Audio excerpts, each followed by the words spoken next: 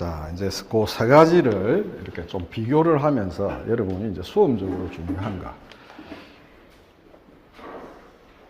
우리가 이제 기출을 옛날에 이제 그 서울대 교수가 이제 모의고사 하면서 그런 이야기를 했는데, 우리가 기출을 푸는 거는 그 똑같은 문제가 반복되는 건 아니니까 그 내용보다는 그 기출의 어떤 질문, 그 다음에 그런 질문에 내가 어떤 식의 어떤 체계를 잡아서 답해야 될지, 나름대로 이제 어찌 보면 뭐 그래도 가장 퀄리티가 좋은 거라고 볼 수 있으니까 그걸 통해서 이제 자기가 배운 거를 연습한다, 이런 맥락에서 기출을 열심히 봐야 된다, 이런 이야기를 한다고. 근데 내용이 똑같은 질문이 반복되는 건 아니나 거기에서 다루는 핵심적인 내용은 반복된다고. 하고 요새는 보면 기출이 반복되는 경향도 있다고. 최근에 민간이탁이나 뭐 바우처나 이런 거는 옛날에 나왔던 문제가 똑같이 물었거든. 물어도 똑같이 나오기도 하고. 그래서 뭐 똑같은 질문은 아니더라도 중요한 내용은, 그래서 이제 학생들이 이제 기출을 통해서 뭐 어떤 과거의 문제 이런 것들을 통해서 자기가 뭐 이해도도 측정하고 뭐, 그래서 학생들이 보통 보면 뭐 2차 시험 치는 애들이 기출의 중요성을 많이 강조한다고. 기출을 많이 봐야 된다. 그런데 내가 이해가 안 되는 거는 막상 내가 만나서 답안지 강평을 하면 옛날 기출에 나왔던 내용을 물어보거나 이야기를 하면 제대로 이해하고 있는 사람이 없다. 그래서 이게 이제 지금 이 내용이 우리가 다 기출에 관련된 내용이긴 한데, 이 내용에 대한 기본적인 중요한 것들은 여러분이 항상 가지고 있어야 된다고. 시험 문제라는 게. 그래서 여러분이 요거 이제 합리적 우리가 선택 제도주의부터 설명을 하자. 이게 이제 출발한 어떤 배경은, 그러니까 이제 연구의 어떤 배경을 보면 우리가 의회에 대한 연구로부터 출발을 했다고. 그 가운데서도 특히 의회에서의 투표 행위에 대해서 출발을 해서 이 연구가 이제 그 뒤에 여러 군데로 확장이 된다. 뭐 여러 가지 국제기구, 유엔이라든지 뭐 등등등 많은 이제 다른 어떤 연구 대상을 해서 이제 이 연구가 쭉 되는데, 그냥 뭐 이건 우리가 행정학적으로 그래 의미 있는 이야기가 아니니까 요 이야기만 간단하게 한번 보면, 우리가 의회라는 게 지금 우리나라 의원 국회의원 수가 300명이잖아요. 그지? 300명이 다 나름대로 자기 선호가 있는데, 선호가 다양하다고. 근데 실제로 우리가 의회에서 보면 결국은 어떤 그 사람들의 집합적 행위로서 나타나는 게 어떤 법안을 통과를 시킨다고. 그러니까 이제 사람들이 의문을 가진 게 어떻게 그렇게 다양하고 이질적인 선호를 가졌는데, 예? 서로 우리가 그런 어떤 뭐 다수결제 원칙에 의해서든 어쨌든 법안이 통과가 될 수 있느냐, 일종의 말하자면 공동행위가 나타난다는 거지. 그래서 이제 이 사람들이 거기에 대한 기본적인 질문은 뭐냐면 어떤 다양한 선호 또는 이해관계 속에서 우리가 어떻게 다수 합의가 가능한가.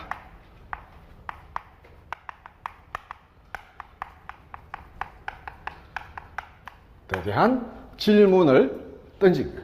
그래서 이제 이 사람이 연구를 해보니까 크게 이제 두 가지를 지적한다고. 하나는 우리가 투표의 거래라고 이야기해요. 흔히 이제 로그롤링이라고 해요.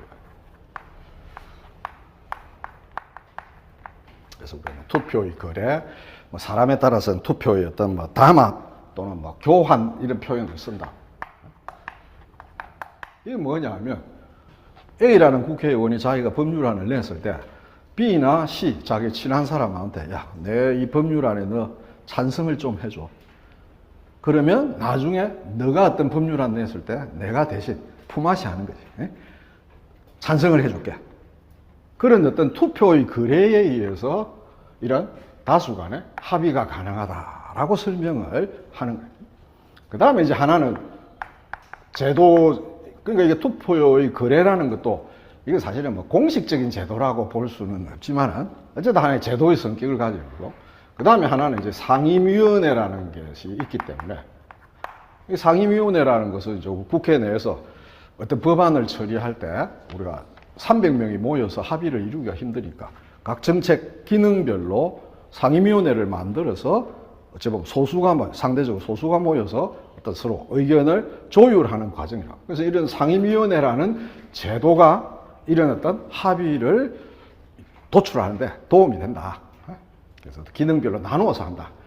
이제 하면서 우리가 소위 합리적인 선택을 하는데 이런 것이 가능한 영향을 미치는 제도들이 이런 게 있다. 여기서부터 우리가 소위 제도에 대한 관심이 나타나기 시작합니다. 그래서 이런 논리들을 쭉 이제 우리가 뭐 국제기구에 대한 연구라든지 이렇게 쭉 확장을 해봤다고. 이제 이 가운데 이제 특히 행정학적으로 관심이 있는 거는 아까 우리가 이야기한 것처럼 엘리니오 오스트롬의 자율규칙이다.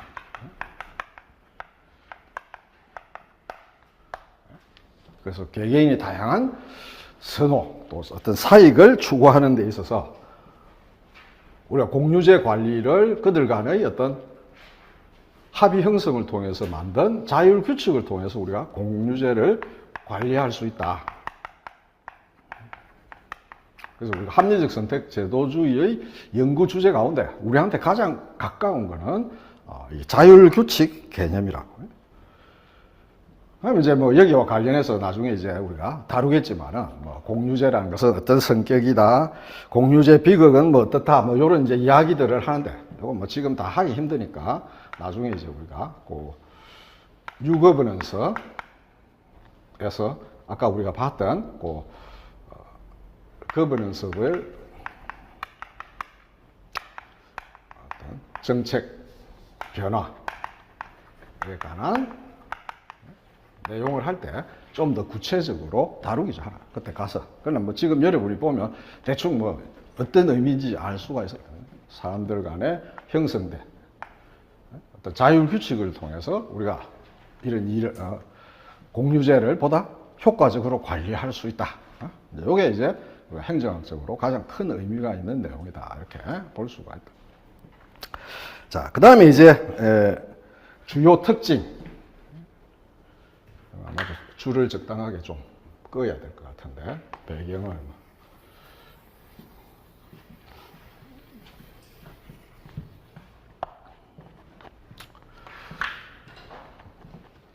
합리적 선택 제도주의의 주요 특징은 첫 번째는 얘들이 초점을 맞추는 것은 제도의 공식적 측면. 그래서 지금 뭐 상임위원회든 뭐 자율규칙이든 이게 다 공식적인 거고, 이 자율규칙이라는 게 나중에 우리가 예산에 가면 소위 재정준칙 이런 것도 다 자율규칙과 관련되어 있는 거라고. 그래서 예산에 참여하는 사람들끼리 예를 들어서 어떤 뭐 정부 재정에 대해서 또는 재정 수지에 대해서 또는 뭐 부채 수지 이런 데 대해서 계량적인 목표치를 딱 서로 정해가지고 예산이 계속 증가하는 걸 억제하자. 그래서 이게 이제 나중에 우리가 예산 파트에 가면 가장 지금 뜨거운 이슈가 재정 준칙에 관한 거예요. 재정 준칙이라는 게 지금 하나의 자율규칙, 예산 참여자들 사이의 재정 준칙이 다 연계되는 어떤 이야기들이다. 이렇게 볼 수가 있다. 그래서 제도의 공식적인, 다시 말하자면 우리가 어떤 집합 행동의 문제를 해결해 주는 것이 제도다.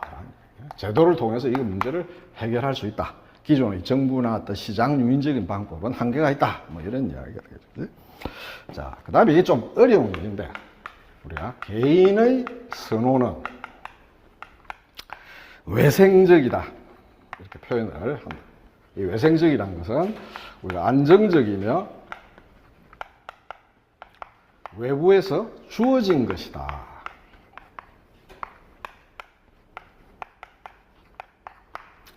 그러니까 자기가 어떤 그런 선호를, 어떤 의사결정의 기준을 스스로 이렇게 만드는 게 아니고 외부에서 주어진 선호다. 이렇게 이제 이야기한다. 이게 외생적, 내생적이란 말을 이렇게 설명하기 좀 힘든데, 예를 들어서 우리가 사약적 제도주의에서, 그 다음 역사적도 마찬가지지만 개인의 선호는 내생적으로 본다. 그 내생이라는 게 무슨 의미냐면 사회적 규범이나 가치가 있으면 이걸 보고 자기의 행동의 어떤 기준으로서, 선호로서 삼는 거야. 그러니까 내생적으로 만들어졌다고 보는 거야. 근데 여기는 외생적이다. 이 외생적이라는 것은 주어진 것이다.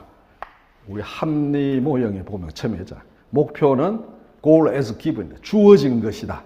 그런 관념과 같은 맥락이에요. 그래서 개인의 선호는 외생적이다라고 본다.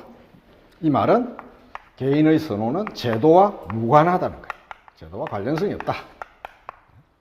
그러나 나머지는 개인의 선호라는 것이 제도의 영향을 받는다라고 하는 거지. 자, 그 다음에 이제 하나, 제도의 변화에 대한 중요한 것만 하면 씁니다. 합리적 선택 제도주의에서 보는 제도의 변화가 나타나는 이유는 우리가 의사 결정자의 비용 편익 구조의 변화에 따른 전략적 선택의 결과다.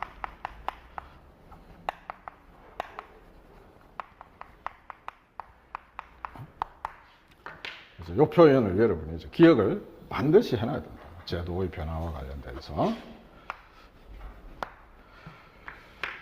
자, 이건 무슨 의미냐 하면, 예를 들어서 설명하면 이런 거야. 자, 우리가 예를 들어서 김대중 정부 때 조직의 규모를 처음에 축소시켰다. 또 뭐 어떤 부처를 없애고 뭐 여성부를 만들기도 하고 뭐 이런 제도 변화가 있었다. 그죠? 그 제도 변화는 뭐냐? 의사결정자, 정부 조직 개편의 주된 의사결정자는 대통령이나 집권 세력이라고 봐야 되죠. 그죠? 그 사람들의 비용 편익 구조의 변화에 따라서 우리가 전략적 선택을 한다. 그 말은 뭐냐면 그 당시 IMF 이후에 여러 가지 어떤 국내의 경제가 부진하고 따라서 시민들도 허리를 졸라매는 상태에서 뭔가 정부도 변해야 된다. 개혁해야 된다. 효율화돼야 된다는 그런 요구들이 있었기 때문에 대통령의 입장에서 보면 자신의 비용 편익 구조라는 게 뭐냐면 그런 디맨드, 수요에 맞춰서 정부 조직을 개편하는 것이 자기 이익에 유리하다는 거예요. 그 판단하에 이제 공무원 수를 줄이기 시작하는 거지. 그래서 사실 이제 우리나라 공무원사에 대해서 노골적인 통제가 이루어진 게 김대중 정부부터라고. 그래서 우리가 공무원 숫자도 줄이고. 그러니까 이제 우리가 흔히 철밥통이다 이렇게 이야기를 했는데 이제는 철밥통이 더 이상 아닌 거야. 예? 공직사회에서 우리가 쫓겨날 수도 있다. 라는 이제 생각도 들고. 그 다음에 큰 게 이제 공무원 연금 개혁을 하기 시작했다. 이게 재정적 부담이 크니까 공무원의, 그러니까 이제 기본적으로 보면 옛날에는 공무원 연금이면 여러분이 예를 들어서 한 달에 10만 원을 내면 정부가 10만 원을 내서 그 돈을 가지고 나중에 연금을 준다고. 그러니까 자비 부담이. 그러니까 내가 학교에 있을 때마다 50대 50이라고. 근데 지금은 아마 본인 부담률이 올라갔을 거라고. 그런 식으로 어쨌든 공무원 연금에 대한 불이익을, 특히 이제 그 당시에 문제가 많이 된 게 군인연금이었다고. 이 군인연금은 예를 들어서 19살 되면 하사관으로 들어가잖아. 그지? 뭐 이런 것도 채용시험이 있긴 하지만. 그러면 이제 그 친구들이 보통 공무원 연금이 만 20년 근무를 하면 연금 대상자가 된다고. 연금 대상자가. 그러면 나이 40에 퇴직을 해갖고 나오면 40살 때부터 연금을 받는 거야. 그러면 뭐 그 당시 평균 나이로 봐도 거의 30년이고 지금으로 따지면 40년, 앞으로 보면 50년, 60년 받는다는 이야기야. 근데 그 연금 규모가 상당하다고. 예를 들어서 대학 교수들 같은 경우에는 보면 보통 이제 65세가 정년이니까 보통은 보면 한 30년 이상 근무를 하거든. 그러면 에버리지 아마 지금은 400만 원, 월 400만 원 이상 받을 거야. 내 있을 때 내가 교무처장 할 때 보니까 대충 평균 한 월 350을 받는다. 30년 근무했다라고 가정을 하면. 20년만 넘어도 대충 뭐 200 몇십만 원 된다고. 그래서 내가 아는 사람은 부부 공무원인데 비교적 고위직에 있었는데 이분은 월 두 분이 같이 받는 게 월 800만 원을 받는다고. 아마 일반 국민들이 알면 막 우리 흔히 하는 말 욕이 안 나올 수가 없다고. 공무원 연금이라는 게 굉장한 메리트가 있는 거야. 실제적으로. 근데 그것도 일종의 기득권이니까 확 줄이긴 힘들지. 근데 어쨌든 뭐 김대중 정부 때 이제 그렇게 해서 공무원을 이제 만 40세가 아니고 공무원을 그 연금을 받는 그 시작 시점을 최근에 와서는 아마 55세 이후부터 연금을 받을 수 있도록 뭐 이런 식으로 이제 규정을 본인 부담률도 노리고 뭐 막 그래서 공무원을 때리는 조처들이 많았다고. 그래서 그 당시에 보면 중앙부처의 3, 4급 주요 간부급의 공무원들이 기업으로 이직을 하는 예들이 굉장히 많았다고. 가만 생각해보니까 이게 공직 더 이상 있어봐야 별 의미가 없겠다. 차라리 일찍 나가가지고 기업에 가자. 특히 경제 관련 부처는 뭐 기업에서 원하는 사람들이 많이 있으니까.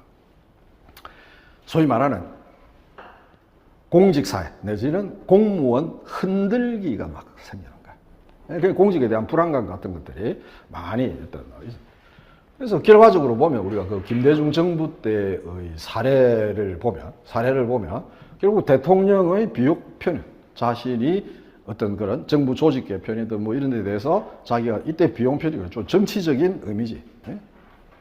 표를 많이 얻는 게 편익인 거고 표를 잃는 게 비용이니까 그 사람 입장에서 보면 이제 그런 맥락에서 하게 된다. 뭐 이렇게 우리가 설명을 할 수가 있다. 뭐 여성부를 만드는 거나 환경처를 환경부로 성격해서 우리가 한 것도 다 그런 맥락에서 이야기라고 볼 수가 있다. 물론 뭐 우리가 어떤 여성부나 환경부로 성격된 게 이것만 갖고 설명이 되는 건 아니라고. 설명이란 여러 각도로 가능하니까. 예를 들어서 사회학적 제도주의의 관점에서도 설명할 수가 있다. 사회의 어떤 규범이라든지 문화가 바뀌니까. 예를 들어서 우리가 기본적으로 보면 과거에는 양성 간의 사회적 차별이 있었는데 아들 선무사상 뭐 이런 식으로. 근데 여성들의 교육 수준이 높아지고 사회적으로 많이 이렇게 올라오니까 뭔가 그런 여성의 어떤 지지표 이런 거를 의식을 해서 여성부라는 세계 최초의 여성만을 대상으로 하는 부처를 만드는 거지. 그러니까 이제 지금 정부에서 그걸 없애겠다 그러는데 뭐 여야 간에 논란들이 있으니까 계속 지금 유지가 되고 있지만은 그래서 아마 최근에 내가 며칠 전에 신문을 보니까 유엔인가 어디 뭐 국제기구에서 우리나라에 빨리 여성부 장관을 임명하라고 우리나라에 권고안이 왔다는 거야. 예? 뭐 그런 뭐 일도 있고. 그래서 하여간 요걸 이제 해서 나중에 이제 우리가 그런 뭐 관련된 사례에 이제 여러분이 활용을 해서 해야 될 거다. 자, 그 다음에 이제 한계. 이론적 한계는 뭐 기본적으로 양쪽의 이야기를 가져와서 우리가 막 비판을 하면 된다고. 그래서 막 간단하게 보자. 이게 뭐 이론적인 건 뭐 다시 나올 확률은 없으니까. 개인의 선호 형성에 대한 설명이 결여되어 있다.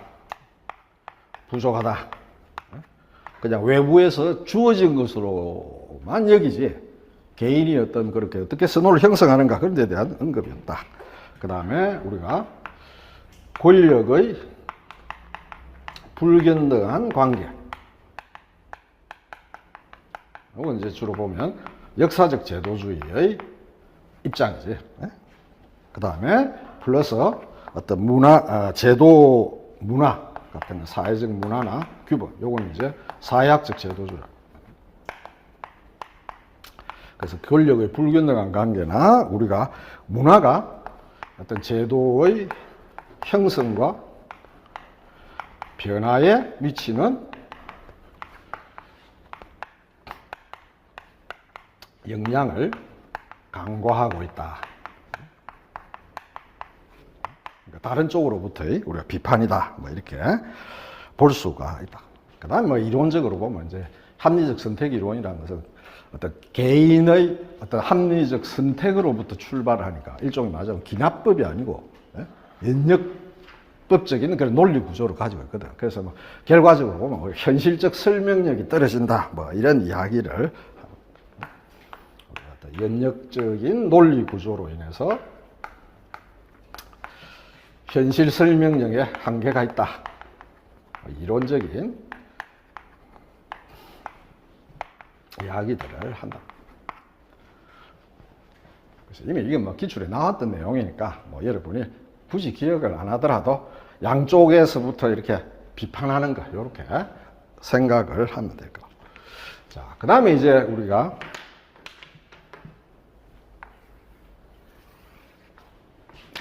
역사적 제도주의의 배경. 이건 이제 우리가 아까 앞에서 설명을 했듯이 국가 간의 어떤 정책 또는 그 정책의 결과가 왜 다른가를 우리가 행태주의를 가지고 설명을 하기가 힘들다는 거야. 그래서 우리가 어떤 기존의 합리적인 정책 연구는 어떤 국가 간에 따라서 뭐 우리가 어떤 정책 간에 어떤 결과적 차이를 설명을 원한다. 설명하는데 한계가 있다.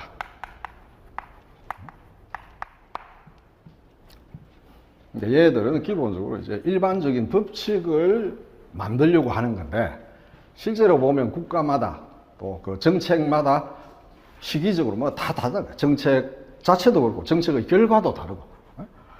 그래서 이제 이 이야기를 출발점으로 해서 결국 중요한 것은 그 제도가 가지고 있는 역사적인 맥락이 중요하다. 그래서 정책 행위에 영향을 미치는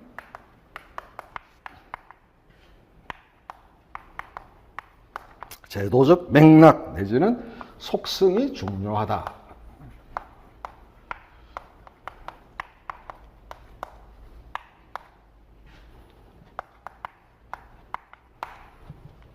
그러니까 어떤 국가의 정책이 있는데 어떤 나라에서는 성공하고 어떤 나라에서는 실패했다. 왜 그랬느냐? 그 정책을 둘러싼 제도적 맥락이 서로 다르다. 이때 제도적 맥락이 가장 뭐 대표적인 거는 우리가 법 체계라고 볼 수도 있고, 어떤 정치 체제, 뭐 의원내각제나 대통령제나 이런 식의 정치 체제 등등 그런 어떤 구체적인 정책을 둘러싼 제도적 맥락이 중요하다. 그러니까 과거로부터 어떻게 해왔느냐 뭐 이런 것들이 굉장히 중요하다는 거예요. 나중에 이제 예산 같은 거를 배우면 있는데, 예를 들어서 뭐 이런 거, 우리가 최근에 이제 예산 변화의 초점이 뭐냐면 일종의 말하자면 합리적인 예산 제도 개혁이라고. 합리적인가? 그게 따라서 여러 예산을 하고 있는데, 우리나라는 합리적 예산, 요새 말하는 어떤 뭐 성과관리 예산제도든 탑다운 예산제도든 이런 합리적 예산제도에 대한 경험이 전혀 없는 상태에서 우리가 나름대로의 어떤 필요성에 의해서 우리가 참여정부 이후에 그걸 받아들였고, 그러니까 이제 그 과거의 맥락이 보면, 역사적 맥락이 보면 우리는 경험이 없는 상태에서 받아들였고, 비슷한 시기에 미국도 이제 그런 성과관리 예산제도나 이런 걸 하긴 했는데, 얘들은 그런 예산의 합리성에 관한 과거의 경험이 있었다고. 과거에 이제 뭐 계획예산제도라든지 성과주의 예산제도라든지 연기준 예산제도, 이제 이런 것들이 문제가 있어서 다 중단이 됐긴 했지만, 그러나 그게 어떤 성격들이 여전히 남아서 그런 데 대한 경험이나 예산제도의 그런 성격들이 부분적으로 있다는 거예요. 그래서 간단하게 말하면 우리가 합리적 예산 운영에 대한 경험이 있었던 미국하고 없었던 우리나라가 똑같은 합리적 예산 제도를 새로 추진을 했을 때 어떤 결과가 나타날 것인가? 그건 당연히 우리나라가 현실상에 더 큰 어려움을 겪는다고 봐야지. 그게 이제 우리가 말하는 하나의 제도적 맥락. 이 제도적이라는 것은 어떤 어떤 역사적인 그런 흐름이라고 볼 수도 있고, 흐름 또는 뭐 경험 뭐 이런 것도 우리가 포함을 하는 뭐 그런 개념이다, 이렇게 볼 수가 있다. 자, 그 다음에 이제 우리가 이 특징과 관련해서는 첫 번째, 요거는 이제 제도의 공식적 측면에 주로 초점을 놔두고, 그래서 대부분 뭐 우리가 사례 연구들을 쭉 한다고, 다양한 어떤 주제를, 다양한 주제라는 다른 말이죠. 제도를 우리가 대상으로 우리가 사례 연구를 쭉 한다. 그래서 아까 우리 이야기한 것처럼 우리나라 뭐 공무원 임용제도라든지 우리나라의 뭐 연금제도라든지 뭐 이런 걸 가지고 이제 이런 맥락에서 우리가 연구들을 쭉 한다. 그래서 주로 이제 공식적인 측면들을 대상으로 이렇게 하고 있고, 그 다음에 개인의 선호 형성은 내생적이다. 이 내생적이라는 것은 이런 제도적 맥락에 의해서 영향을 받는다. 제도하고 개인의 어떤 상호작용 뭐 이런 게 있다라고 보는 거예요. 근데 이거는 이제 내가 이야기를 했듯이 서로 다른 분파에 속하는 다양한 이론들을 몇 가지 공통적인 기준에 의해서 비교를 하다 보니까 이 역사적 제도주의에서 개인적 선호 형성 뭐 이런 이야기를 하는 것 같은데 실제로 역사적 제도주의에서는 개인 이야기를 거의 안 한다고. 원래는 우리가 역사적 제도주의에서 어떤 뭐 개인과 제도 간의 상호작용 뭐 이런 것들을 다뤄야 되는데 실제로는 보면 이 역사적 제도주의 하는 사람들은 전부 다 제도에 관한 뭐 이야기를 하지 개인 선호 이런 이야기는 없다고. 그러나 이제 비교를 하다 보니까 뭐 이런 이야기가 나옵니다. 사실 이건 뭐 그렇게 중요한 이야기는 아니라. 그 다음에 이제 중요한 거는 이게 이제 제도의 변화와 관련되는 부분인데, 제도의 변화와 관련. 마찬가지로 이 부분을 여러분이 잘 기억을 해야 됩니다.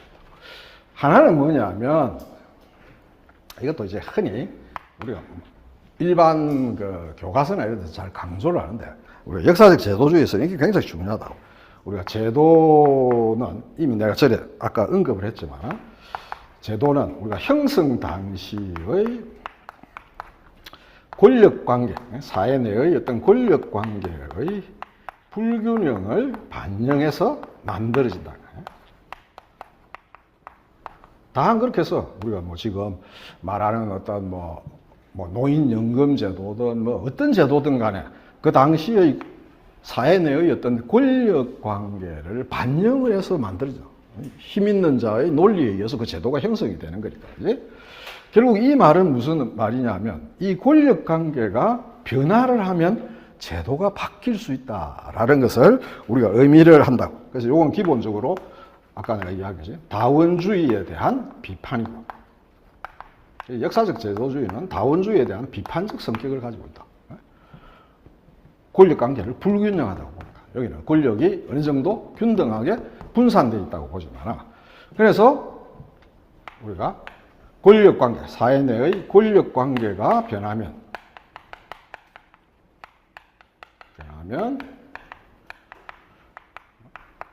제도의 변화가 일어난다. 제도의 변화가 발생한다. 발생할 가능성을 우리가 시사하고 있다. 이렇게 볼 수가 있다. 권력관계의 변화에 따라서 제도의 변화가 발생을 한다. 이게 이제 하나의 이야기. 그러니까 이 이야기를 기억을 해야만 우리가 아까 말한 것처럼 예산 결정에 있어서 경로 의존성 개념하고 점정주의를 비교가 가능하다고. 양자의 공통점은 제도가 아주 소폭의 변화를 통해서 비교적 안정적으로 이렇게 예산이 변한다라는 이야기거든. 근데 세 개를 했을 때는 뭔가 비교가 돼야 되는 그 비교의 핵심이 이 이야기야. 서로가 다른 게. 자, 그 다음에 이제 두 번째는 소위 어떤 제도라는 것은 기본적으로 지속성을 가진다. 지속성이라는 어떤 면에서 보면 안정성이라고. 이걸 이제 우리가 역사적 제도주의에서는 경로의존성 개념을 가져와서 설명을 한다. 이 경로의존성이라는 개념이 내가 막 본 그 글에서는 기본적으로 이게 심리학 쪽에서 나왔다라고 그러는데, 그러니까 이제 원래 우리가 일반적으로 말하는 경로의존성 개념은 어떤 제도가 한번 형성되고 나면 환경의 변화에도 불구하고 이게 잘 안 바뀐다는 거야. 그게 비효율적, 환경이 변하니까 이게 뭔가 비효율적인 걸 우리가 인식하고 있으면서도 잘 안 변하더라. 라는 거를 우리가 경로의존성이라고 그러는데, 우리가 지금 이제 역사적 제도주의에서 말하는 경로의존성 개념은 그 개념을 좀 더 압축을 해가지고 우리가 새로운 제도는 이전의 제도 또는 과거의 제도에 의해서 제약을 받는다. 새로운 제도 또는 새로운 제도의 형성은 우리가 과거의 제도에 의해서 제약을 받는다. 그걸 이제 우리가 경로의존성이다라고 이야기를 한다. 그래서 이제 이런 맥락에서 우리가 역사적 제도주의에서 어떤 이야기를 하냐면 상징적인 이야기. 새로운 제도는 우리가 과거 제도의 요소들을 재배열한 것에 불과하다. 뭐 이런 표현. 새로운 제도는 과거의 제도적 요소들을 재배열한 것에 불과하다.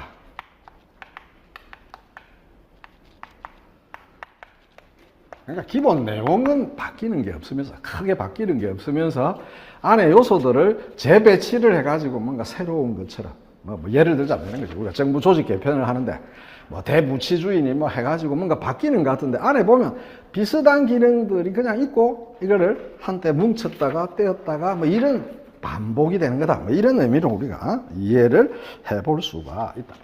결국 이 말은 우리가 아까 소폭의 변화다. 제도라는 것은 안정적으로 조금씩 변한다. 뭐 이런 의미가 되는 거예요.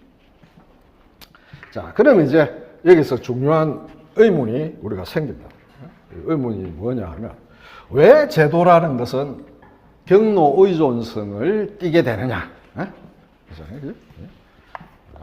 왜 경로 의존성을 보이게 되느냐? 거기에 관해서 일단 이제 우리가 학자들의 대표적인 이야기에 보면 이제 아이켄베리라는 학자는 주로 보면 이제 기득권을 가지고 설명한다고. 그래서 우리가 어떤 제도가 일단 형성되면 특정 집단에게 특권적 지위를 부여돼서 한다. 그래서 우리 제도에 따른 특정 집단의 기득권이라고 봐야지. 기득권으로 인해서 제도가 크게 안 바뀐다는 거예요. 기득권이 제도를 바꾸려면 저항을 할 테니까 우리 뭐 흔히 뭐 이렇게 표현 안 해도 대부분의 경우가 우리가 제도를 크게 못 바꾸는 게 그래 기득권의 저항 때문에 우리 아까 말한 조세 지출 이런 것들을 감사하게 축소시킨다. 그러면 뭐 우리가 기업이나 일반 소득세를 내는 시민들로부터 여러 가지 반발이 있겠죠, 그지? 뭐 그래. 그 다음에 이제 이게 비슷한 의미를 이게 피얼슨이라는 학자는 이 기득권이라는 것을 감금 효과다. 잠금 효과다 이렇게도 하고 이게 뭐 번역이 딱 통일되지는 않은데 락인 이펙트다 이렇게 봅니다.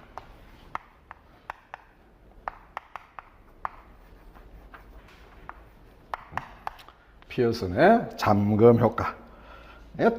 똑같은 겁니다. 표현만 조금 다르지. 결국 특정 집단이 가지는 어떤 기득권 때문에 어떤 정책으로 받는 어떤 이득이 있기 때문에 그 이득을 고수하기 위해서 정책에 따른 어떤 이득을 우리가 고수하려는 입장 때문에 경로 의존성을 보인다. 그 다음에 이제 놀스라는 학자. 놀스라는 사람은 주로 이제 학습 비용을 가지고 설명합니다.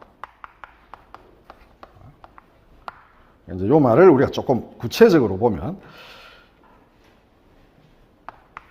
어떤 제도가 새로운 제도가 생기면 우리가 새로운 제도가 나타나면 이 새로운 제도를 우리가 시행하기 위한 고정 비용이 높고 이 고정 비용이 높다는 것은 그 새로운 제도를 하려면 돈이 들 거 아니야. 뭐 예를 들어서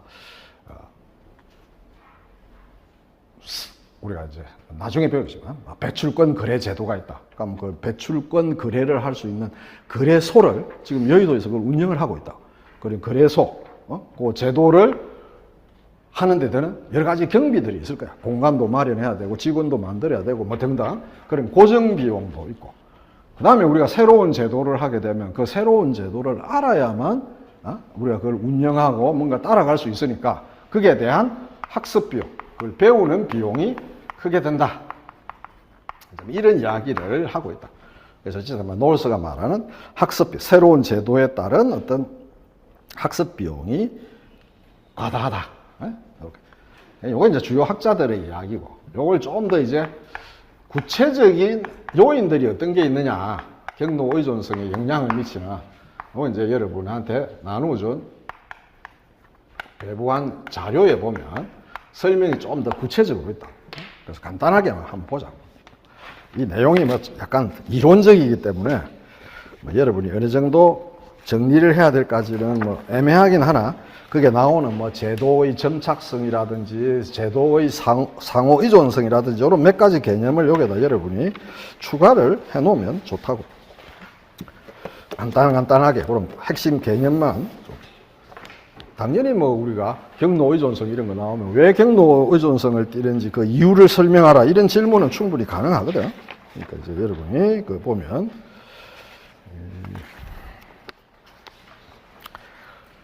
여러분 나눠준 그 자료에 내 건 지금 페이지가 표시 안 돼 있는데 저 윤영근 도명록 해가지고 그 논문이 있다고. 저 뒤쪽에 보면 우리 전에 했던 가외성 다음에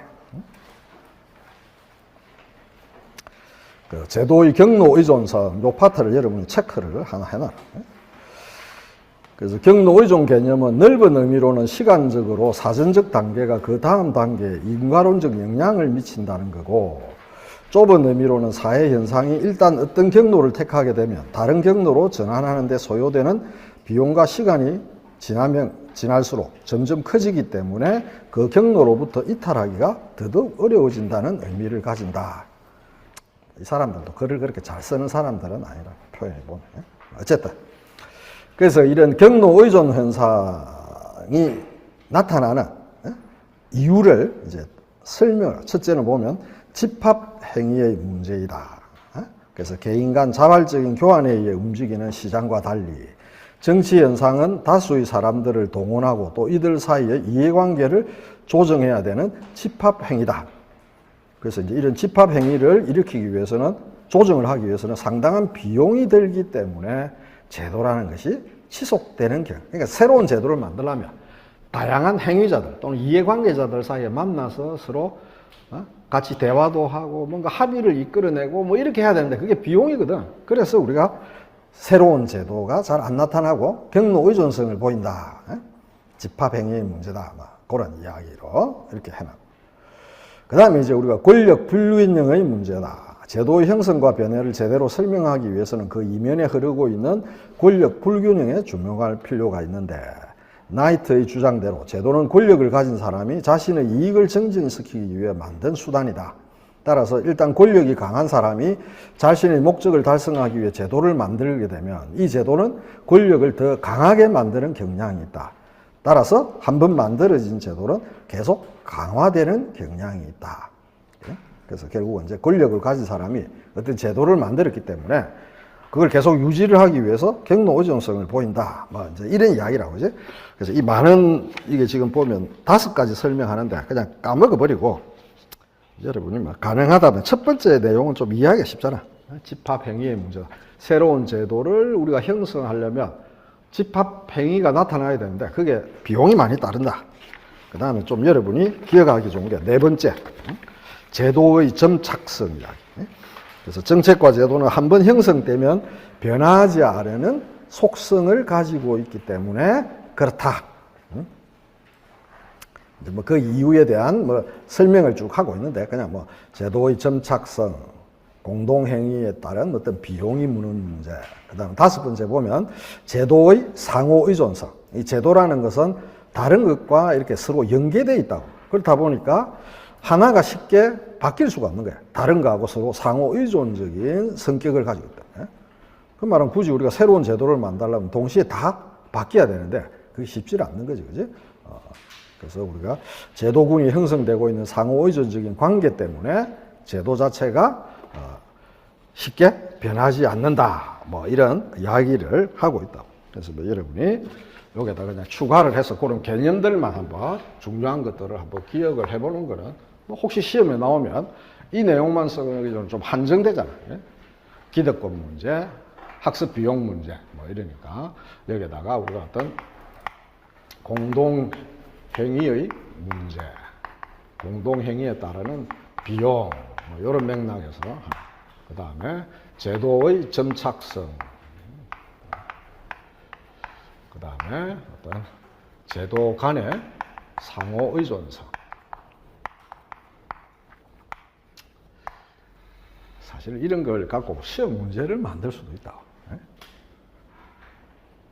여러분이 뭐 이해가 잘 되든 안 되든 그냥 행정학적인 사고를 넓힌다는 의미에서 제도관이라는 게 뭐냐면, 자, 우리나라 예를 들어서 인사제도를 한번 보면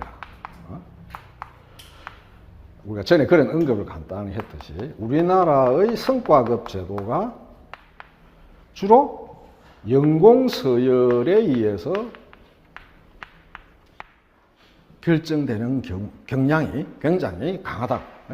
그러니까 성과급이라는 게 원래는 우리가 합리적인 방식으로, 쉽게 말해서 그 사람의 어떤 성과에 따라서, 능력이나 실적주의지, 따라서 성과를 제대로 평가해가지고 거기에 맞춰서 공정한 보상을 해줘야 되는데, 실제로는 보면 연공서열 중심이라.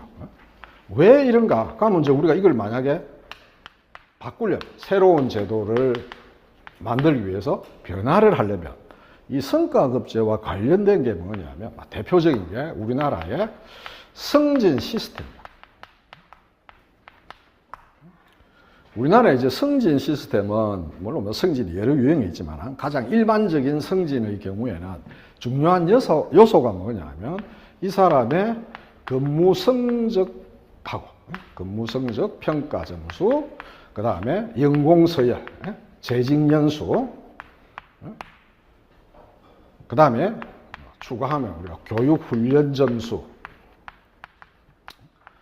이제 요것들이 전체적으로 반영돼서 우리가 승진의 우선순위를 결정을 하는데, 우리나라의 승진 시스템도 기본적으로 연공서열 중심으로 이루어진다. 연공서열 중심. 그 말은 뭐냐면, 결국은 우리가 성과급에 해서 그 사람의 성과 평가를 할 거 아니야, 그지? 그럼 이제 그 성과 평가라는 게 근무 성적 평가의 결과가 되거든. 요걸 이제 우리가 이제 성과를 평가를 하면, 개인의 성과에 대한 평가를 하면, 요게 성과급제에도 쓰이고, 여기에도 쓰이는 거예요. 승진에다가. 그런데 이 근무 성적 평가에다 연공서열 하는데 이걸 정말 객관적으로 하게 되면 이게 아니지. 예? 이게 근무성적 평가가 보통 한 70%를 차지하고, 요즘은 더더욱 연공서열, 이거 문제가 있다 이래서 연공서열의, 옛날에는 이게 30%였는데, 이건 재량을 줘서 근무성적 평가를 70 내지 95%까지 기관장이 신축적으로 할 수 있다. 그러니까 이거는 최악의 경우에 5%만 반영을 한다는 거야. 비합리적이라고 보니까, 이 요소가. 그래서 우리가 근무성적을 70% 이상을 강조를 하게 되면, 승진이라는 것이 말 그대로 실적에 따라서 움직이지. 그러나 우리나라의 실제 관행은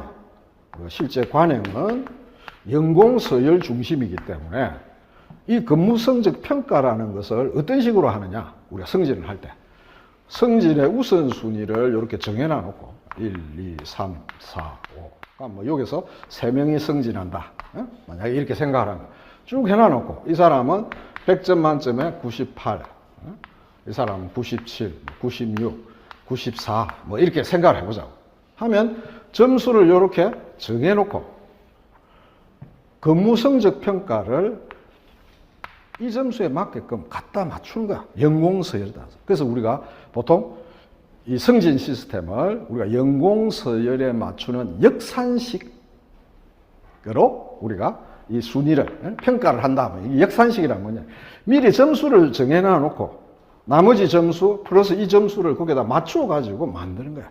그러니까 이것도 현실적으로는 연공서열 중심으로 근무 성적 평가를 하게 되는 거야. 그러니까 객관적인 평가 점수를 반영하는 게 아니고, 결국은 연공서열을 기준으로 해서 근무 성적 평가 점수를 줘서 이렇게 최종적으로 정한다고. 그러다 보니까 성과급에서 우리가 연공서열 중심의 어떤 성과 평가를 바꾸려면 결국은 승진 시스템에서 이 근무 성적 평가라는 것 자체가 합리적으로 바뀌어야만 되는 거예요. 이게 바뀌어야만, 이것도 마찬가지로 연공서열이 아니고 합리적으로 바뀌어서 성과급제가 개선이 될 수 있는데, 이거 혼자만 바뀔 수가 없는 거야. 왜? 이 두 제도가 서로 연계되어 있는 거야. 이 성과평가의 결과가 여기서도 쓰이고 여기서도 쓰이다 보니까, 이게 주로 연공서열에 의해서 결정이 되다 보니까 이것도 그렇게 될 수밖에 없는 거야, 같이. 그래서 우리가 실질적으로 보면, 뭐 이제 정부에서 나오는 문헌에 보면 어떤 기관에서는 근무성적 평가를 2가지 방식으로 한다, 뭐 이런 이야기도 나온다. 그래서 그 복잡한 이야기는 뭐 다음에 하더라도, 제도 간에 이게 상호 의존성이 굉장히. 그래서 우리가 보통 여러 논문에서 지적을 하듯이 우리나라 성과급제를 개선하기 위해서는 성과급제와 관련된 인사제도 전반을 손보지 않으면 이게 불가능한 거예요. 합리적으로 운영하기가. 그 말이 우리가 지금 말하는 어떤 제도 간의 상호 의존성 때문에 이게 경로 의존성을 보인다. 비합리적, 나눠 먹기식으로 하고, 뭐, 여러 가지 비판을 많이 받는데도 불구하고 왜 이게 안 바뀌느냐. 어떤 면에서 가장 큰 이유가 이거라고. 그 외에 뭐, 문화적으로 우리나라 공무원은 집단주의 문화인데 성과급이라는 것은 개인주의 어떤 문화를 가지고 있기 때문에 이게 충돌해서 그렇다. 뭐, 객관적인 어떤 성과평가 시스템을 우리가 구비하지 않아서 뭐, 여러 가지 이유가 있는데 가장 핵심은 이게 이런 식으로 돌아가는 이상은 이걸 그렇게 객관적인 평가를 통해서 성과급을 지급하기가 사실상 힘들다.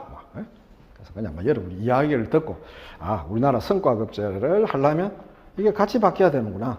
그래서 이 자체가 합리적으로 돼야만 이것도 되고 승진도 그렇게 된다. 이런 맥락의 이야기라고. 자, 그래서 뭐 이야기를 하다 보니까 뭐 요거 얘는 뭐 여러분이 그 하더라도 요거까지 다 포함을 해서 경로 의존성에 관한 이야기를 일단 기억을 해야 된다. 이유까지. 개념은 이런 거고 그 이유는 이런 것 등이 있다. 그러니까 여러분이 글을 쓸 때 이걸 묻지 않아도 구체적으로 이런 질문을 안 하더라도 이런 경로 의존성을 보이는 이유는 어떤 뭐 기득권, 잠금 효과라든지 이거라든지 아니면 이런 표현들 이런 것 등으로 인해서 제도가 경로 의존성을 보인다. 그래 써주면 그만큼 좋은 거니까. 그래서 이제 그런 것들 간단하게 기억해서 여러분의 첨가를. 자, 그러면 우리가 현실적으로 볼 때 제도라는 게 큰 폭의 변화를 보이기도 하거든. 지도가 항상 지속적이고 안정적이지만 않다고. 그래서 이제 그 크라스너라는 사람이 소위 단절적 균형이라는, 그래서 제도가 변화를 보인다. 그럼 어떨 때 보이느냐? 그래서 크라스너.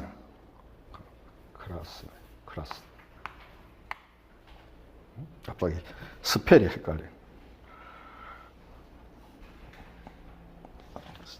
크라스너. 단절적 균형. 또는 뭐 단절 균형점 이렇게 표현하는 사람도 있다.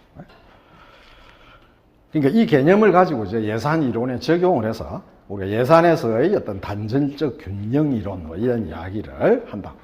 그래서 이 단절적 균형이라는 것은 쉽게 말해서 어떤 경로가 있다가 단절돼서 말 그대로 새롭게 큰 폭의 변화를 생겨서 이렇게 가는, 이게 단절적 균형을 의미한다. 그래서 이제 뭐 우리 어떤 주로 보면 역사적 우연성 뭐 이런 게 볼 수가 있다. 어떤 역사적 우연성, 우연하게 어떤 사건이 생겨가지고 단절 균형, 비슷한 말로 우리가 어떤 갑작스러운 어떤 외부의 위기, 뭐 이런 의미로서 우리가 생각을 하면 됩니다. 그래서 우리나라가 보면 뭐 예를 들어서 우리나라의 여러 가지 국민 안전을 위한 시스템, 뭐 태풍이 온다, 뭐 등등 자연재해와 관련된 뭐 옛날에 이제 내 어릴 때 보면 그 매미호라는 게 굉장히 유명했는데 내가 아직도 기억을 한다. 그 매미호가 아마 9월 초인가 보통 추석 전에 보면 우리나라에 큰 태풍이 많이 오거든. 그래서 막 건물에 있어서 그때는 간판들이 전부 다 양철 간판이었다고, 요새하고 달리. 그 다음에 아무래도 건물에 이게 고정되는 정도가 약해서 그냥 흐름하게 이렇게 돼 있으니까 양철 간판들이 막 떨어져서 하늘에 날리는 거야. 사실 양철 간판 이런 게 사람 몸에 치면 굉장히 위험하지. 날카롭고 그러니까. 그래서 그때 뭐 나무도 막 다 이렇게 뿌리가 흔들리고 뭐 이러니까 집에서 꼼짝 있었던 기억이 나는데, 이제 그런 게 하나의 우리가 말하는 이런 외부의 위기. 이건 뭐 어찌 보면 세월호 참사 같은 게 우리나라 최근에 가장 대표적인 역사적인 우연성이라고 봐야죠. 그죠? 그래서 이런 거에 의해서 제도가 많이 바뀌기 시작을 한다. 그래서 우리나라에서도 이제 그런 거 하면서 뭐 자연재해에 대한 여러 가지 전산 시스템화도 하고 뭐 이런 경보 시스템도 개발하고, 옛날에 우리가 대구 지하철에서 참사가 났을 때 많은 사람들이 그렇게 죽고 했을 때 그걸 계기로 해가지고 우리가 지하철 안전대책 이런 것들이 새로 수립되고 뭐 이런 것들이 많이 있다고. 이게 다 이제 단절적 균형으로 우리가 작용을 했다. 이렇게 우리가 볼 수가 있는 거죠. 그죠? 자, 그래서 우리가 기본적으로 역사적 제도주의에서의 제도 변화는 권력 관계의 변화. 권력 관계가 변하면 우리가 제도의 변화가 일어나는 것. 그 다음에 기본적으로 제도는 지속성을 지니지만 단절적 균형에 의해서 제도가 변한다. 그러니까 제도가 이제 이것도 변하는 건 변하는 거지. 그러나 이제 소폭의 경로 의존성이니까 사실상 어느 정도 유지가 되는데 그걸 통해서 우리가 제도가 본격적으로 큰 폭의 변화를 일으킨다. 그래서 이걸 전체적으로 묶어서 여러분이 정리를 해가지고 있어야 된다. 자, 그 다음에 이제 뭐 하다 보니까 이게 너무 밑으로 나왔는데 이론적인 한계 여기다가 간단하게 쓰면 여기도 마찬가지로 어떤 개인 행위를 설명하는 것이 부족하다. 사실 뭐 개인이란 말이 거의 이 사람들 내용을 보면 언급이 안 된다고. 그래서 뭐 그런 지적. 그 다음에 우리가 어떤 이거 좀 복잡한 이야기인데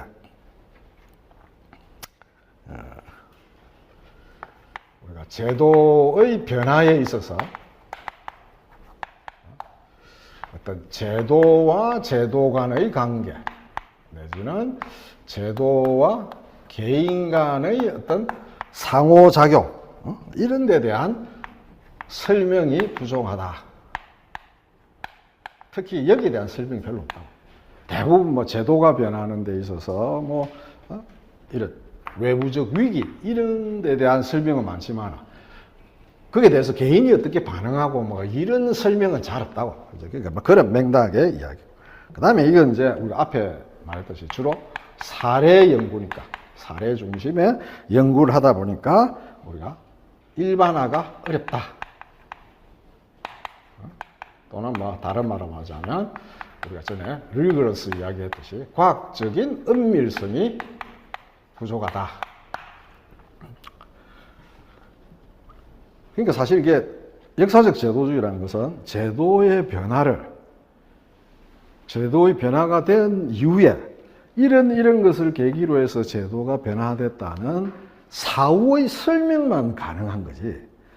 이 단절적 균형을 우리가 미리 예측을 해서 어떤 제도를 변화시킨다. 이건 현실적으로 불가능한 거야. 그럴 거 아니야, 그지? 이제 이런 이야기가 다음에 예산의 단절적 균형 이론의 이론적 한계도 똑같은 이야기들이 나온다. 그런 류의 어떤 지적들이 뭐 여러 군데서 나와. 쓰레기통 모형, 다중 흐름 모형, 뭐 다 공통점이 뭐냐면 역사적 우연성이라고. 의사결정이 지지분하게 안 되다가 어느 날 갑자기 역사적 우연성이 점화 사건에 의해 가지고 의사결정이 이루어지더라. 그건 다 사후 설명이지. 근데 합리 모형은 뭐였어? 미리 예측하는 거 아니야. 정부가 정책 내용을 해서 이렇게 하겠다. 이제 뭐 그런 것들을 계속 뭐 하게 막 그 중요한 포인트들이 한데 우리가 기출을 입시에서도 다 물어본 게 합리 모형과의 비교 이런 거니까. 그래서 뭐 그 다음에 이야기를 하고 어쨌든 뭐 여러분이 이게 단절적 균형이라는 걸 우리가 미리 예측을 하기는 힘들겠구나 뭐 이런 생각을 미리 한번 해볼 수는 있을 거라. 자, 마지막으로 우리가 사회학적 제도주의 지금 해서 여기까지 하고 조금 쉬자고. 뭐 하다 보니까 이제 쭉 건너뛰었지만은 일단 이제 중요한 배경부터 간단하게 설명을 합니다. 우리가 이제 그 이전에는 이제 사회학적 제도주의라는 게 이게 주로 보면 이제 사회학 가운데서도 사회 조직론이 주 관심사라고. 사회 조직론. 그래서 이제 이 사람들이 어떤 생각을 했냐면 우리가 관료제에 대한 어떤 도구적 또는 기능적 접근의 한계로부터 출발했다. 이렇게 이야기를 한다. 이게 무슨 말이냐면, 자, 우리가 배부식의 관료제가 있단 말이야. 그런 특징을 가진. 이게 참 효율적인 조직이다. 그런데 우리가 보통 이 관료제에 대한 그러니까 사회학적 제도주의 이전의 생각은 뭐냐 하면 얘가 도구적으로 기능적으로 보니까 가장 효율적인 조직 형태더라.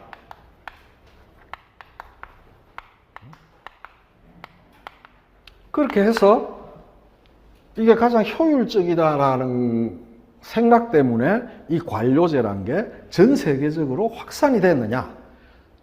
그게 아니라는 거예요. 사약적 제도주의에서. 이게 효율적이기 때문에 관료제라는 것이 널리 확실한, 이제 그거를 우리가 관료제에 대한 도구적 기능적 접근의 한계다. 이 도구적 기능적 접근이라는 게 뭐냐? 가장 효율적이다. 그래서 관료제가 확산됐다라는 시각에 대한 한계로부터 출발. 그게 아니라 이 사람들은 사회적 규범에 이게 적합하기 때문에, 그래서 우리가 이런 어떤 효율성의 어떤 논리가 아니고 효율성이 아닌 적절성의 논리에 따라 관료제라는 조직, 관료제가 확산됐다라고 보는 거예요. 그러니까 이제 여러 나라에서 우리가 관료제적인 조직을 수입을 하는데 그 수입하는 것이 효율적이기 때문에 수입하는 게 아니고 그게 사회적으로 적절하다고 하는 생각하는 믿음 때문에 이야기해요. 그럼 이때 적절성은 무엇을 의미하나? 사회적 적절성, 다시 말해서 사회적 규범이나 문화의 관점에서 볼 때 사회적으로 사람들이 이게 적절하다라고 생각을 하니까 관료제가 생긴 거다. 이런 이야기지. 자, 예를 들어서 어디서 관료제를 하고 있는데, 자, 우리나라에서 도입을 한다. 근데 가만히 생각하니까 이 관료제라는 것은 우리나라에서 이런 것은 좀 안 맞을 것까지도 한데, 뭔가 맞지 않고 오히려 뭐 비효율적인 거 이런 것도 많이 있을 것 같은데 라고 생각을 하면서, 다시 말해서 가장 효율적인 조직 형태는 아니라고 생각을 하면서도 사회적으로 사람들이 관료제가 효율적이다라고 생각하는 규범 때문에 내가 그냥 받아들인다는 거예요. 그래서 나도 효율적인 걸 하고 있다라고 보여주기 위해서 받아들인다. 이런 거예요.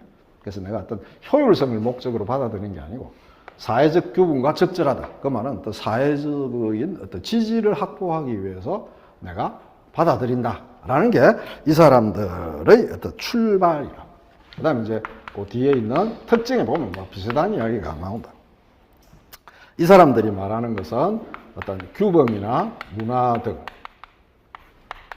제도의 비공식적 측면에 주로 초점을 만들고 있고, 그래서 사약적 제도주의에서 제도는 사회적 규범이나 문화를 의미한다. 그래서 어떻게 보면 이 제도라는 걸 굉장히 광범위하게 해석을 하고 있다. 그 다음에 우리가 개인의 행동은 사회적 규범이나 문화가 중요하니까 개인의 행동을 위해서 얘들로부터 영향을 받는다는 이야기에서, 그래서 이제 배태성이라는 표현, 개인의 행동은 사회적 제도에 의해, 이때 제도라는 것은 문화나 규범을 말한다. 사회적 문화나 규범에 의해 배태된다, 임베디드 된다, 배태된다. 그래서 개인의 행동은 내생적이다. 사회적 규범의 영향을 받아서 안에서 만들어진다. 이런 이야기. 그래서 우리가 전에 이야기한 것처럼 같은 맥락으로 우리가 개인의 행동이나 선택은 우리가 사회적으로 형성된다. 사회적 문화나 규범의 영향을 받아서 형성된다. 우리 구성주의 이런 이야기 했잖아요. 이제 이 구성주의가 가진 또 한계는 뭐 있어요? 거꾸로 말하면, 그럼 사람이란 게 어떤 일종의 볼룬티어리즘, 주의주의 이런 자발적으로 뭘 하는 건 없고 가면 사회적으로 규범이나 문화가 있으면 뭐 그대로 결정 지어지느냐? 사실 또 그것도 아니지. 그러니까 어디나 다 접근방법은 상대적인 장단점, 이런 게 있다. 이렇게 볼 수가 있는 거죠. 자, 그 다음에 이제 우리가 이런 앞에서 말한 적절성의 논리. 이 적절성을 우리가 정당성이라고 표현을 하기도 한다. 사회적으로 정당하다고 생각하는 그 논리, 이런 거지. 적절성 또는 정당성의 논리에 따라서 이 키워드가 동령화라는 거예요. 동령화라는 것은 닮아가는 과정을 의미하는 거다. 동형, 똑같은 모습으로 닮아가는 걸 의미한다고. 그래서 우리가 동령화다라고 이렇게 이야기를 한다. 그 앞에 있는 효율성의 논리가 아니고 효율성의 논리가 아니고 적절성의 논리에 따라서 동령화돼 간다. 그러니까 조직의 구조 모습이 사회적으로 관료제가 효율적이다라는 그 어떤 믿음에 따라서 관료제 조직을 수입을 하게 된다. 모방한다. 이 동령화에는 뭐 여기서 쓸 거는데 세 가지의 유형이 있다. 그래서 우리가 어떤 강압적 동령화,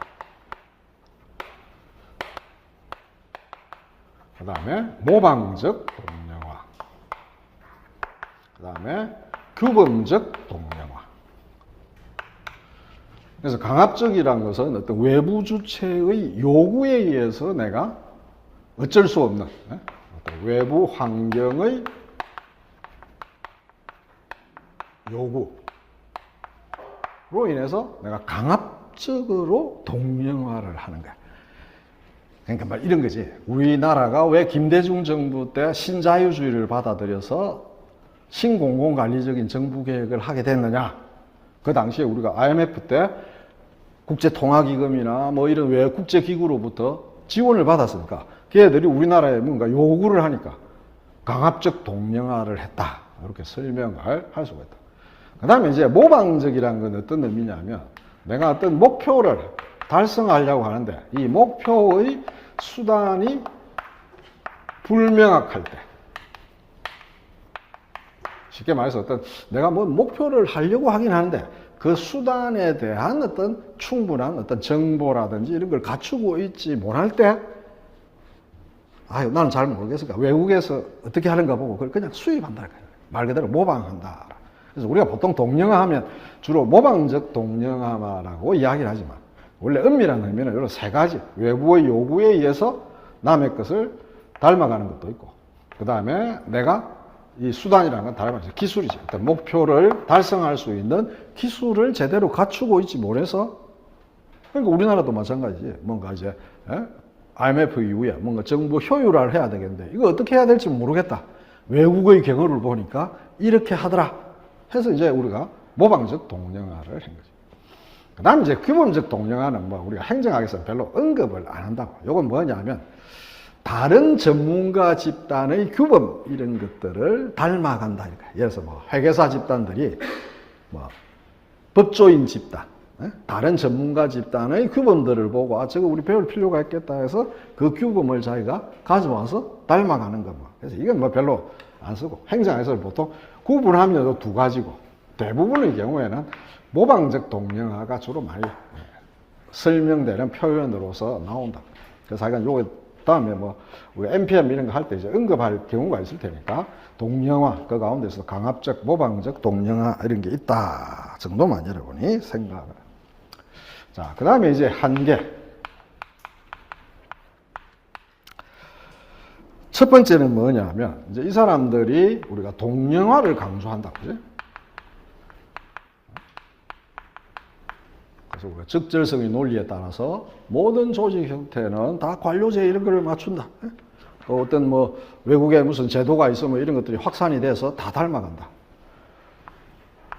만약에 이 동령화라는 것이 진짜 영향력이 크다면 우리가 모든 형태 아니 모든 형태라면 모든 조직들은 어떤 하나의 형태를 가져야 돼요.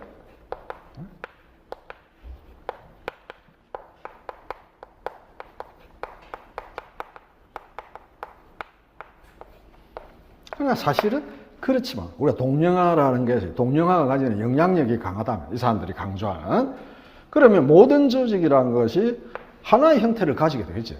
근데 실제로 보면 반드시 그렇지는 않다는 거야.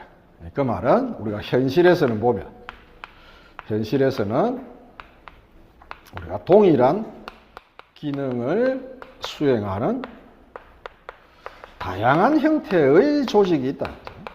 다양한 형태의 조직이 있다. 이게 이제 이론적으로 이래 이야기하면 어려운데 사실 우리가 정부 조직이라는 게 보면 미국의 조직, 우리나라의 조직이 보면 우리나라는 아마도 권위주의적 성격이 강하기 때문에 서로의 안에 조직 이런 데 차이가 있다고. 그러니까 미국은 기본적으로 사회 자체가 개인주의화되어 있고 어느 정도 참여, 따라서 분권화라는 게 기반이 되어 있다고. 기반이. 근데 우리는 집권주의거든. 그래서 예를 들자면 이제 나중에 이제 여러분이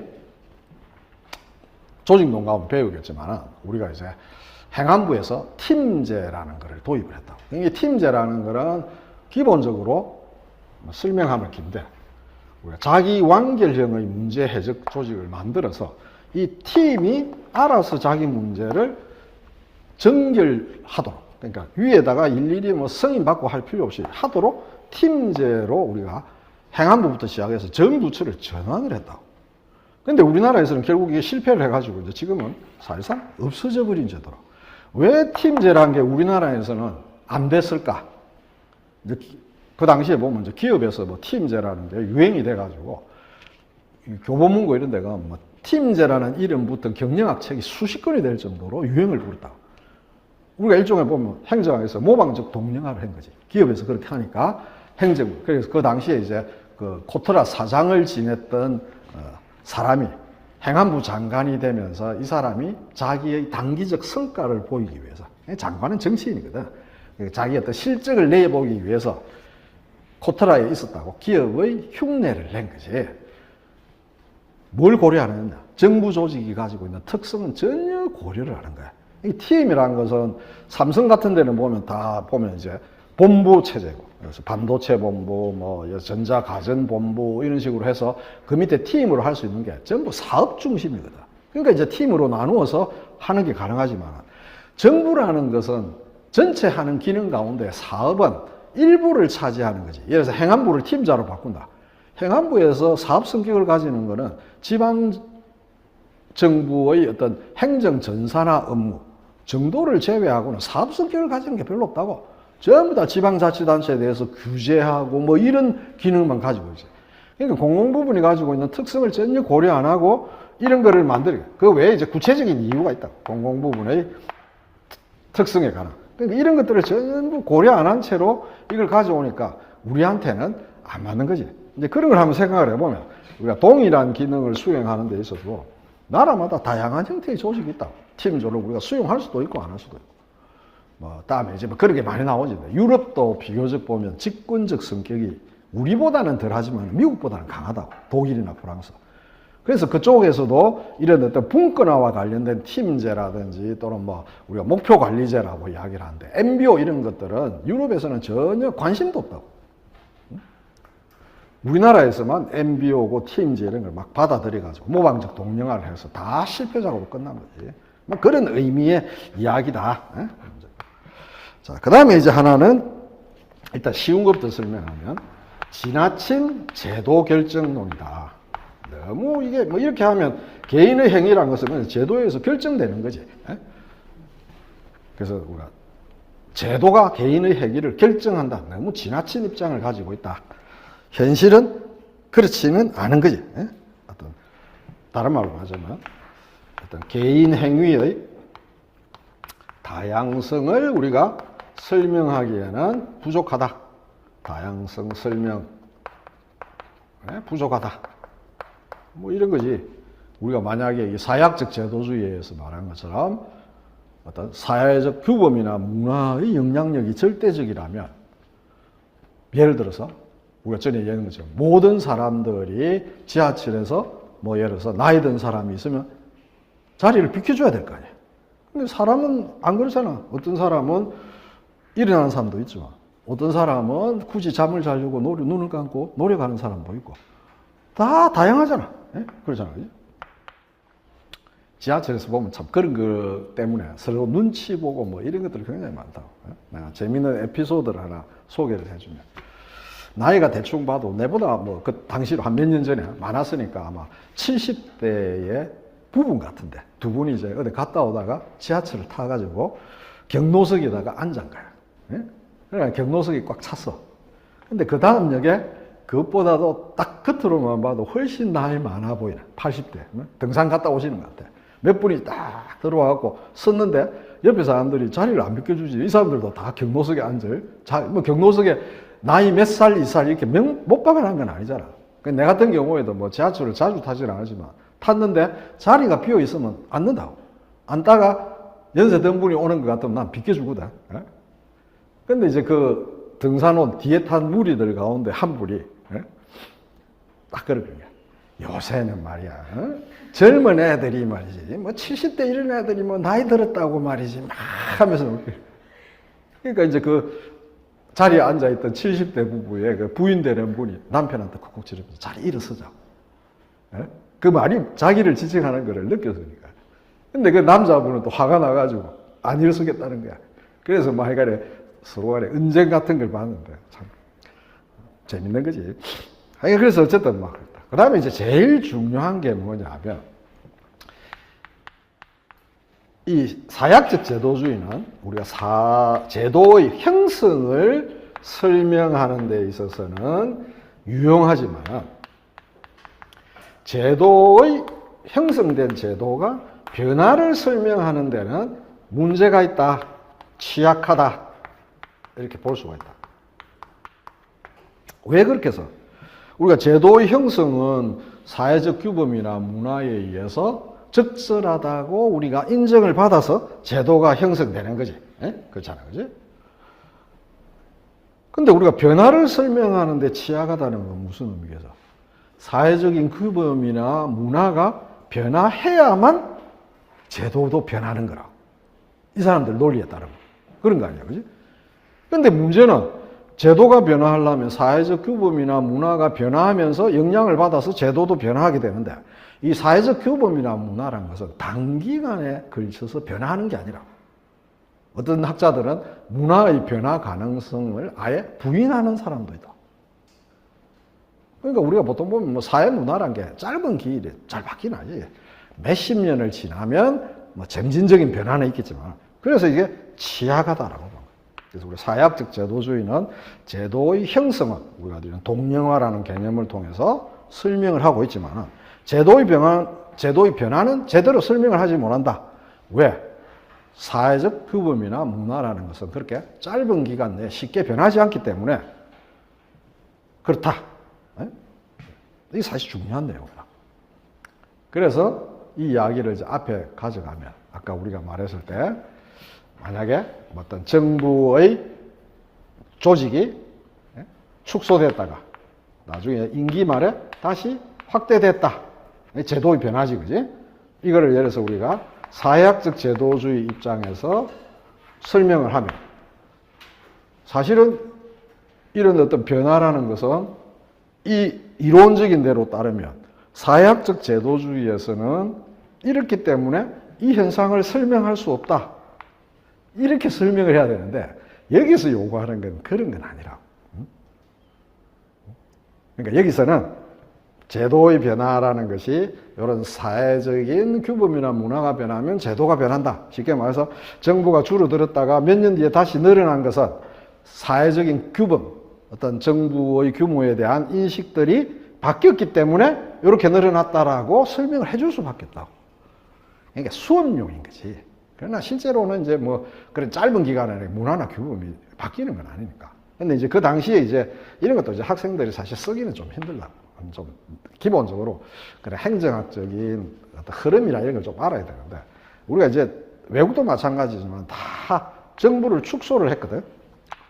그래서 이제 그 지나고 나서 IMF 몇 년이 지나고 나서 우리가 생각보다도 경제가 짧은 기간 내에 많이 호황 쪽으로 나아졌다고. 재정 적자도 줄고 뭐 등등등 하면서. 그러니까 이제 정부가 기본적으로 어떤 축소를 했던 그 유인들이 많이 희석이 된 거지. 그래서 대부분 외국도 마찬가지지만은 우리가 어떤 신공공관리에서 정부를 뉴질랜드 같은 경우에도 대폭 줄였지만은 몇 년 지나고 나서 이제 경제 상태가 좋아지고 재정 적자 문제 이런 것도 조금 감소하기 시작하니까 다시 늘어나기 시작을 했다.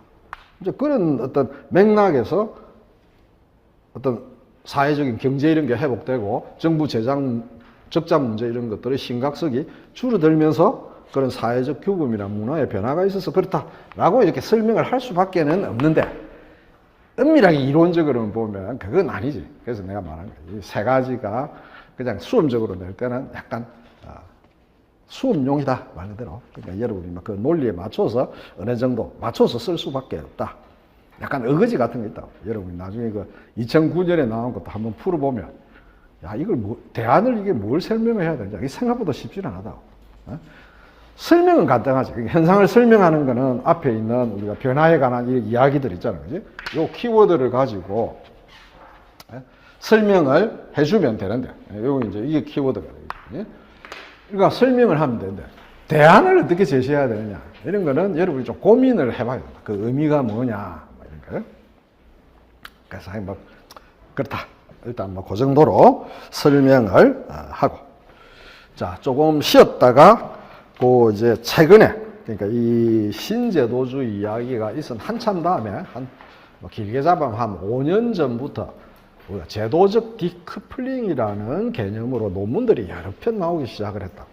이제 제도적 디커플링이란 뭐냐면 우리가 성과급제처럼 공식적 제도를 도입을 했는데 이게 실제로 우리가 그 성과급제를 운영하고 이제 실제의 운영하고는 이게 괴리가 되는 거야. 우리가 형식주의화 됐다라는 이야기거든, 그지? 그걸 뭐 학자들이 토착화가 제대로 안 됐다, 뭐 이렇게 표현을 하는데 어쨌든 이런 문제가 이제 심각하니까 우리가 이제 신제도주의에 관심 있는 사람들이 지금과 같이 제도를 공식적으로 도입했는데 현재 실제 우리가 운영되는 관행과는 차이가 있더라. 왜 이런 현상이 나타나는가에 대한 관심을 가지면서 제도적 디커플링에 대한 개념 또는 거기에 관한 논문이 나왔다고. 그래서 이제 그것도 우리가 수험적으로 좀 정리할 필요가 있으니까 일단 쉬고 나서 그 강의 자료에 있는 그 부분을 간단하게 먼저 한번 보고 다시 이제 조금 정리를 여러분한테 하는 식으로 요 논문이 몇 가지나 있다고. 자, 그래서 잠시 쉬었다가 하자.